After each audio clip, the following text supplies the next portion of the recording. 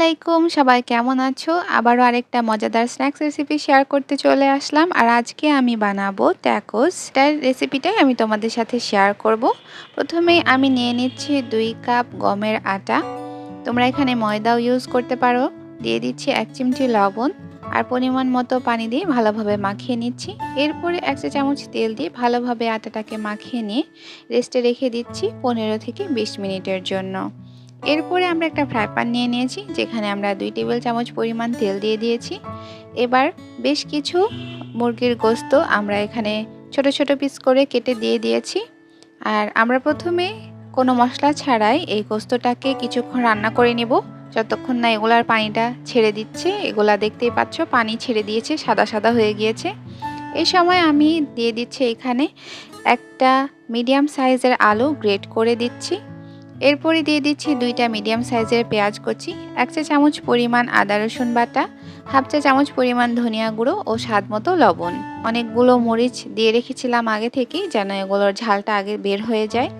এরপরে আমি half cup পানি দিয়ে সবগুলোকে একসাথে ভালোভাবে মিশিয়ে নিয়ে ঢাকনা দিয়ে 15 মিনিট মতো রান্না করে নিচ্ছি। এরপরে দিয়ে দিচ্ছি 1 চিমটি হলুদ আর দিয়ে দিচ্ছি আধা চা চামচ পরিমাণ জিরে গুঁড়ো। এবার সবগুলোকে ভালোভাবে মিক্স করে নিচ্ছি। এই সময়টাই তোমরা টেস্ট করে দেখে নিবে যে লবণ আর ঝালটা ঠিক আছে কিনা।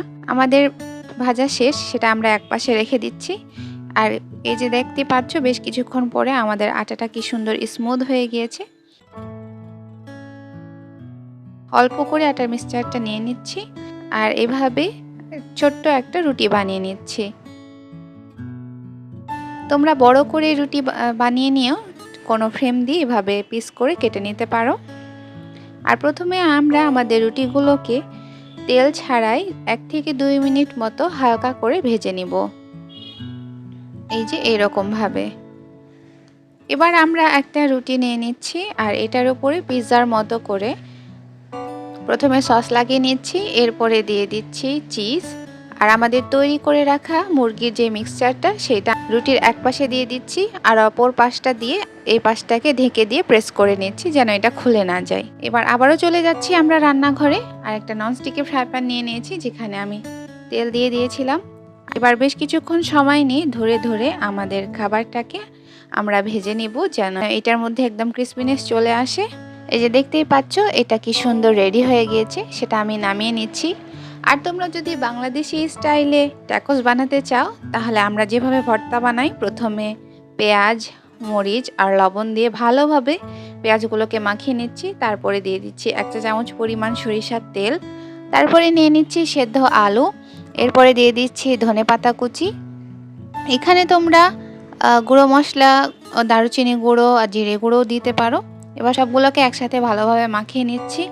আর ঠিক একইভাবে আমরা রুটির মধ্যে প্রথমে সস লাগিয়ে নিচ্ছি, এরপরে আমাদের আলু ভর্তাটা দিয়ে দিচ্ছি আর অপর পাশ দিয়ে প্রেস করে লাগিয়ে নিচ্ছি।